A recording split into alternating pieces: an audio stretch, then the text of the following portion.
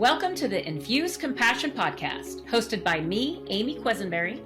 And me, Mark Carpenter. We are on a mission to make this world a kinder place for us all by bringing healthier human connection to communities, families, and organizations of all types and sizes. Our goal is to create stronger relationships, more inspired teams, increased trust, and improved results. So let's get started with more ways to infuse compassion into our world.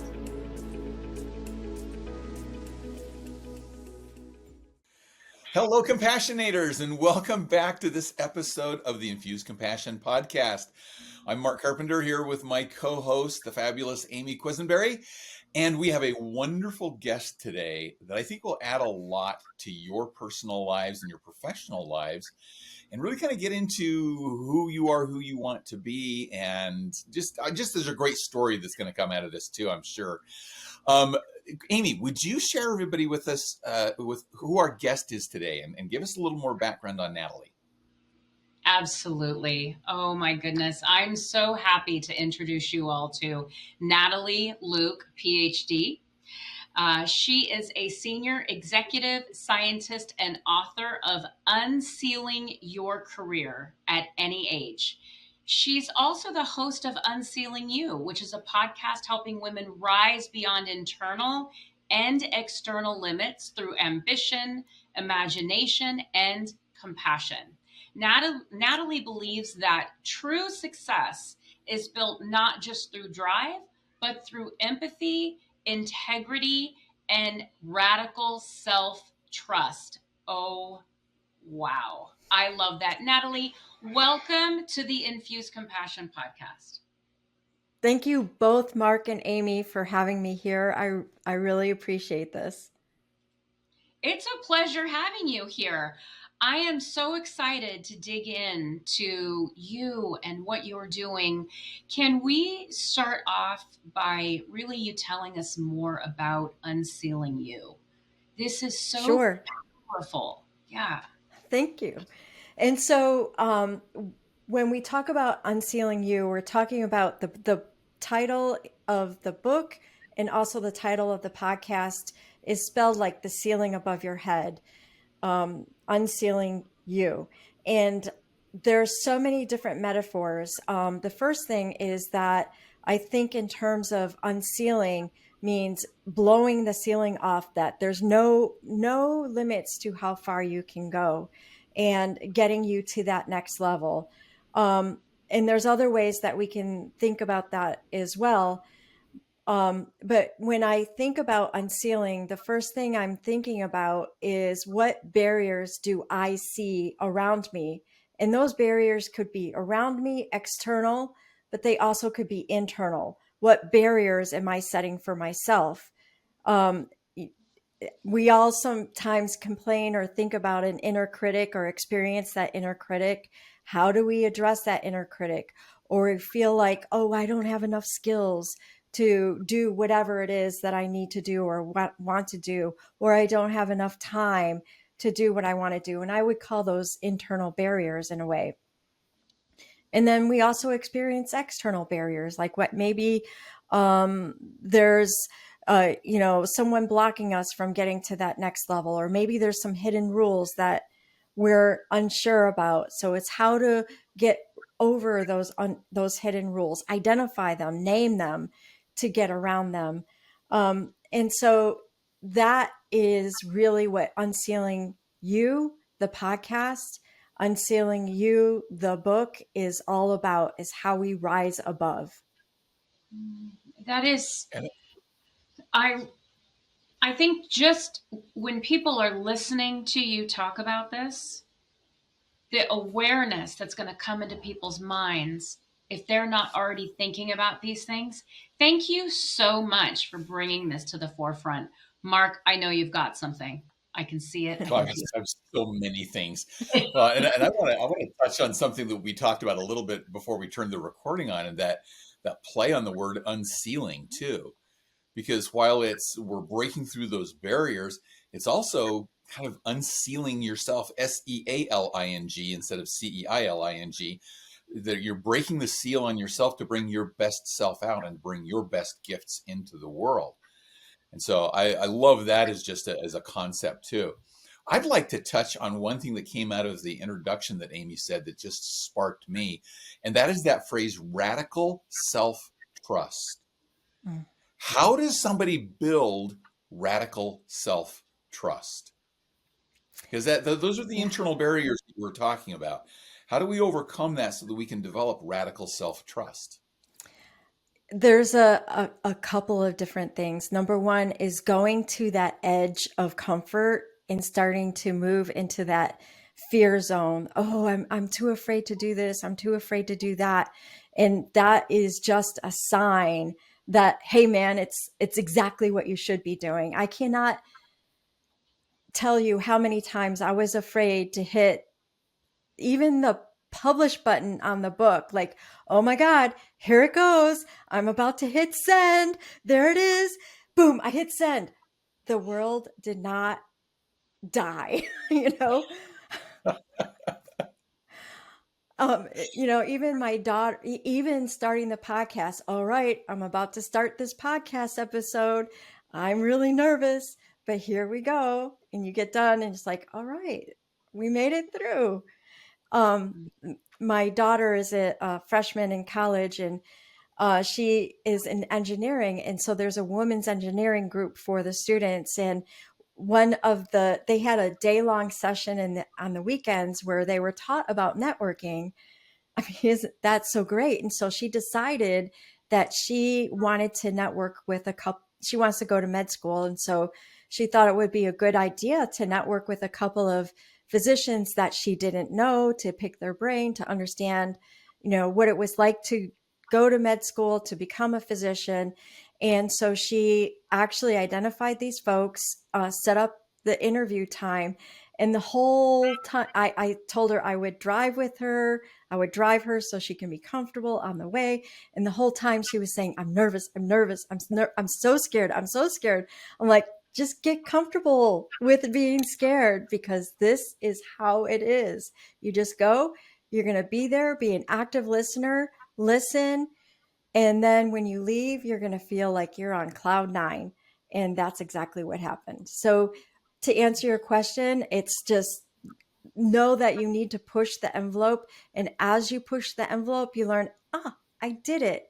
I just discovered something new about myself, that unsealing, that allowed me to get to that next level. Love that example. I love the illustration with your daughter. And I love that point about it takes getting to that edge of the discomfort and kind of becoming comfortable with discomfort. Yeah. And it's so funny because when you get comfortable with that, when you do it the first time, ooh, that was scary. You do it the second time, okay, all right. The third time is now a routine. Now it's like, okay, what's the next barrier that I need to push on? So, Natalie, I want to go back to, oh, I'm sorry. Was there something you were going to add? Did I talk over you? Okay. No. I want to go back to, in your opening, you talked about hidden rules. Yeah. I'm very intrigued by that. Yeah. Can That you is interesting. that? Yeah. Yeah, so it's really interesting. I learned so much from my guests that are on the podcast. And when we went into looking at external barriers, I thought I knew what I was going to learn, but I learned so much more from my guests. So, and it was such a perfect time to talk about external barriers because DEI was starting to be like a forbidden thing. And so I had several experts come on and start to talk about what DEI really is, what the purpose of DEI is to help everybody get a shot, all the talent out there, not just women, but men as well that normally wouldn't have been in the group to be considered for that promotion. And so as we were talking about that, we started uncovering these hidden barriers. And these hidden barriers are things, unwritten rules that are out there that are there, but you don't really put your finger on. And so there's a couple of examples. One of my guests, um, Anna talked about how there's a there's a hidden barrier between someone who grew up in a neighborhood that wasn't so rich versus a neighborhood that's super rich. And when you look at the neighborhood that's not so rich, you have people that are working in an environment that is very close to that safety zone. Like, for example, they might be working in construction or they might be working in manufacturing. And there, when you talk to one another, you're very direct. Hey, Harry, get away from that wall because it's about to come down. You're not subtle about it. You're very direct about it. And as these people who are very used to being very direct move up the chain of command, the language changes and that language now becomes a lot more subtle. Hey, maybe it's not so safe to stand over there. Maybe come over towards me, in a way to make sure that nobody's hurting other people's feelings, because now social interactions become more important. So that becomes a hidden rule, because if you are used to being direct and you're like, get the heck away from that wall, or you need to stop doing that in marketing and start doing this, they're more ostracized and not considered for upper level. So that's like an example of a hidden barrier that we uncover. Another really great example of a hidden barrier is women in construction compared to men in construction. The clothes that the men wear are really suited for them, in the sense of, if we even think of something as simple as pants and pockets on pants. Men have tons of pockets on their work pants so that they can put their hammer, they can put their screws, they can put their wallet, they can put everything. So they can walk around, their hands are free. If they trip, they can catch themselves. Women, they have their front pockets and their back pockets, but no more pockets than that. They can wear the men's pants, but the men's pants are too large, don't fit right. And so there is a hidden rule as well. And so it's like starting to name these things, like, aha, I see that now. Now we understand, like, okay, I understand what's going on. It's easier for me to adjust. So I hope that answers some of the questions. It's just kind of amazing. And I love It's the illustration there, particularly around calling it out, Yes. naming it, and just bringing it to people's attention, because you don't particularly know. These are subtle. They're hidden because they're like the environment. They're what we've always been around. Yes. And so calling it out brings our focus and brings our attention to it so we can do something with it. Yeah, and that's the whole purpose. I did get some feedback from listeners saying, I love that you're talking about these difficult topics in a way that is constructive, entertaining, and helpful. Now that I understand it, I can't unsee it. Now that I see it, I can't unsee it. And I can do something about it. wow. So I have a question for you, little bit different. So I want to take you back to you being a mom, right? Mhm. And so when you think about navigating ambition as a mother, as a leader, and I want you to contrast that against your own unsealing you experience, Yeah, right? Because there's yeah, I don't want to say challenge, but I would imagine I've I've spoken to many moms who struggle through the trying to find their own path while not feeling guilty when they're not always there for their kids, for their family. So yeah. that's kind of where my mind is going. You take us wherever you feel it's appropriate, though. Yeah, so I am the mom of a beautiful 19-year-old daughter who is doing fantastic in school. And the thing about my daughter is we adopted her when she was 6 years old from China.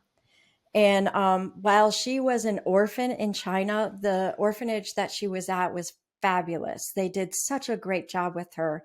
And what they did was they put her into a home with a couple, a mom and a dad, and she lived most of her time with that mom and dad. She was only at the orphanage maybe a few months of the year just to check in, that sort of thing. So she really grew up with this mom that was home all the time.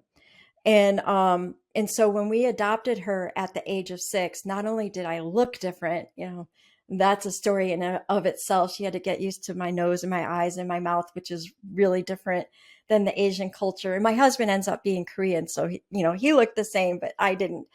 And but she had to get used to me as a working mom, and it was a little bit unusual for her to see me as a working mom.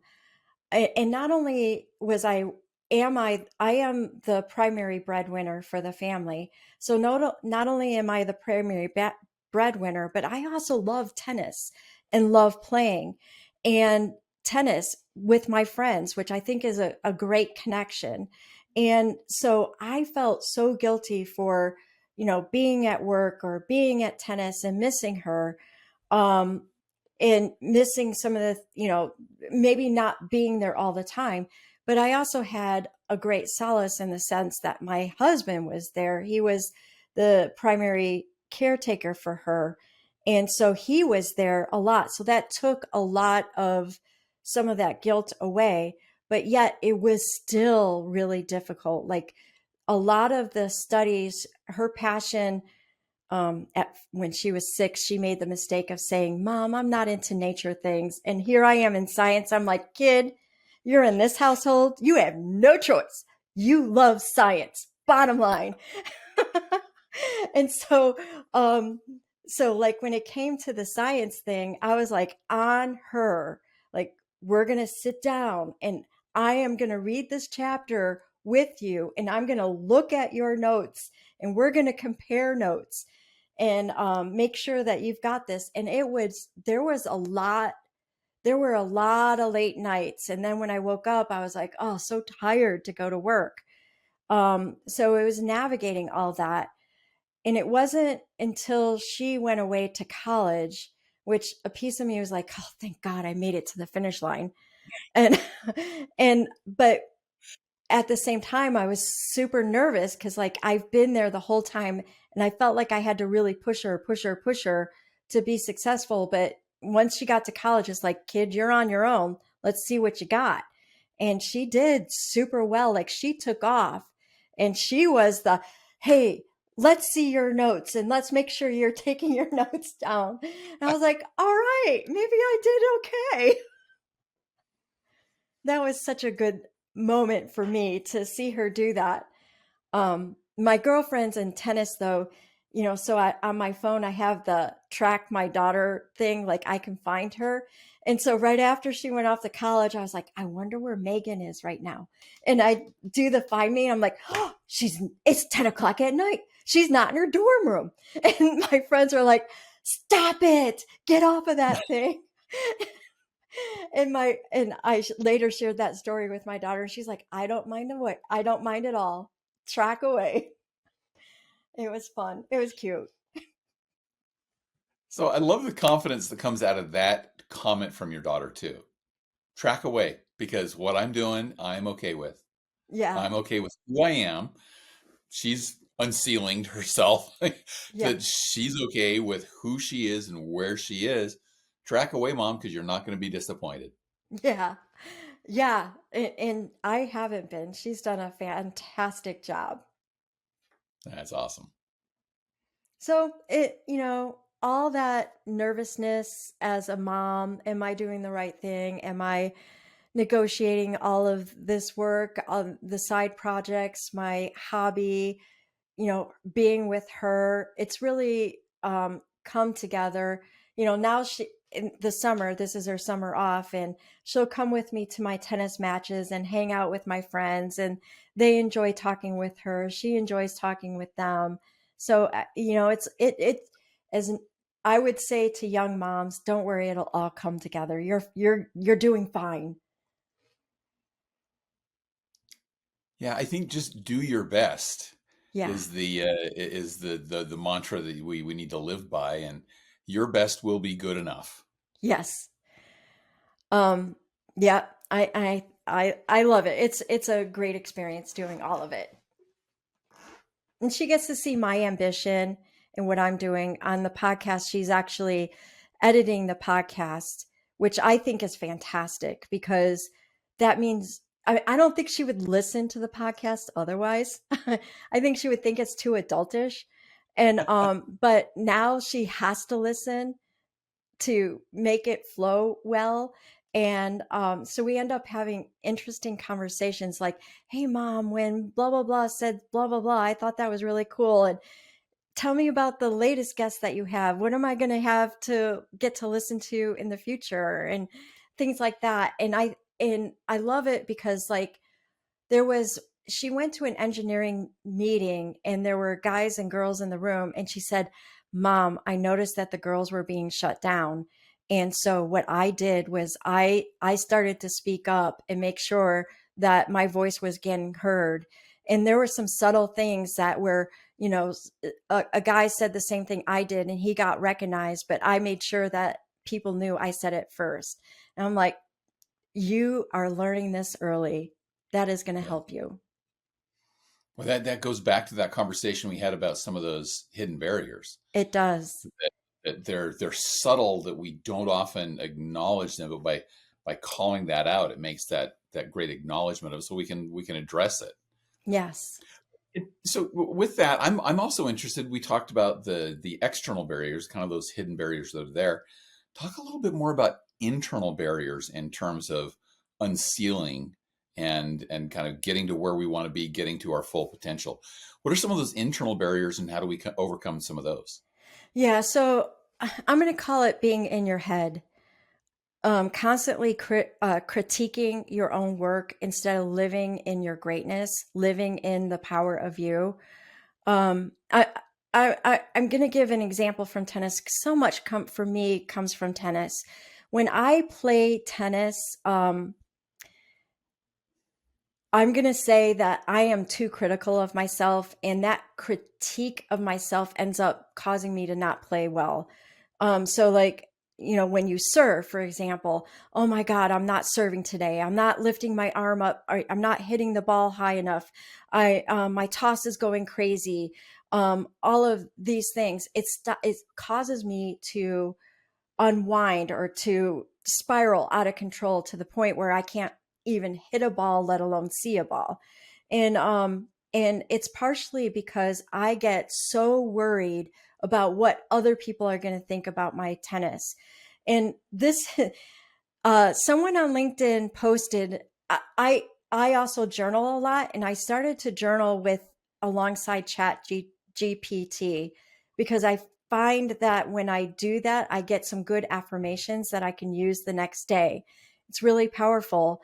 And so chat has gotten to know about my tennis playing, like what I think of my tennis playing.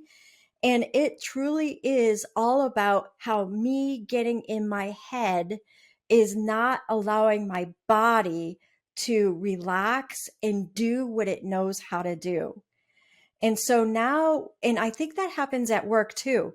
Like if we get in our head too much, like this project needs to be done this way or that way, and oh my God, someone's going to think this about this project or that about the project, we're not going to be able to start to tap into that intuition, that inner knowing of what it is that we need to do with that project. And that is where our brilliance lies. That's where we need to crack open and do the thing that we need to do. Just get out of it. Let that energy flow through your head and then through your body so you can tap into that intuition and let you do all that you can do. So on chat, I said something like, and someone posted this idea on LinkedIn, and I took it and ran with it. And it was, tell me something about myself that I don't know about my tennis. I asked a couple of friends to do the same thing. Tell me something I don't know about myself that I need to know. And OMG, it spoke truth of power. I mean, it spoke truth to me, like, you are in your head. You do not trust yourself enough. You need to relax and let your body do what it needs to do. And then it asked, would you like some affirmations? So I said, sure, give it to me, baby. And then I put them on a card. And then when I went to my next tennis match, I put those cards down. And every time we switched courts, I would read my cards. My partner was like pretending like she wasn't looking at them, but I know she was. And that first set, we lost 6-2 in our match. But the second set, we won 6-4. I'm like, we killed it the first 4 games. And the ladies were like, holy cow, what happened? And it was just relax, let it flow, trust yourself, trust your body. And that's what I would say, even at work, just trust. You know what needs to go into that PowerPoint. You know when that PowerPoint is sticking, that it's hitting the point. You know who you need to reach out to if it's not, in order to get it there. Just let that intuition come out. Stand in your greatness. That's what I would say. When we get out of our own way, the person that shows up is amazing, right? Yeah. I love your example. I love your example. Natalie, honestly, I know Mark feels the same way. We could talk to you all day. We could talk to you all day. This has been absolutely incredible. Listen, what I want to do now is please tell our guests, our listeners, our compassionators, please tell us how they can find you, how they can engage with you, learn from you. Thank you.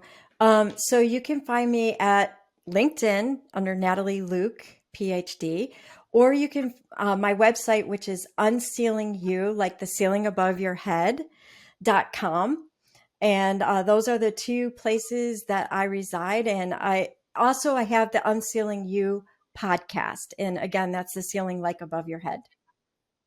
Perfect. Thank you. Mark, can you ask our favorite question at the end? I was hoping you were going to let me do it. So thank you for passing that off to me.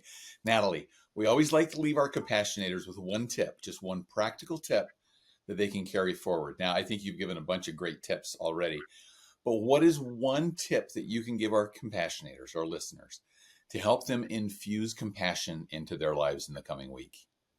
I think number one, the number one tip is start with yourself. Infuse compassion for yourself. And that might be the hardest place for you to put your compassion, but it's the most valuable place. And once you do that, compassion will flow from you effortlessly. Love that. And I love that ending thought there, that compassion will flow from you effortlessly when you start with yourself. Yes. Amy, wrap this up. Oh my goodness, Natalie, thank you so much. Thank you so much for being a guest. Thank you for the really incredible, important work that you're doing. I really look at it as you are helping people put a mirror up to themselves and step into who they were put on this earth to be. Thank you so much for doing it. And you have I remember the first time you and I spoke, I felt like I had known you forever. You have such a kind, gentle, genuinely beautiful way. Thank you. Thank you so much. I want to thank our compassionators for showing up again for another episode. A quick little plug. In November, we have our Infuse Compassion into Companies conference. If you haven't registered for that, please do. And we hope to see you there. And we hope to see you for our next episode, where we're going to be talking about what Natalie shared today. So thank you so much, everybody. Take care. Thank you for joining us for this episode of the Infuse Compassion podcast. If you enjoyed the conversation, please share a review and like the podcast so other compassionators can join us. Until next time, let's all do something each day to infuse compassion into the world. For more information on our guests, see the show notes. For more information on Mark and Amy, go to infusecompassion.com.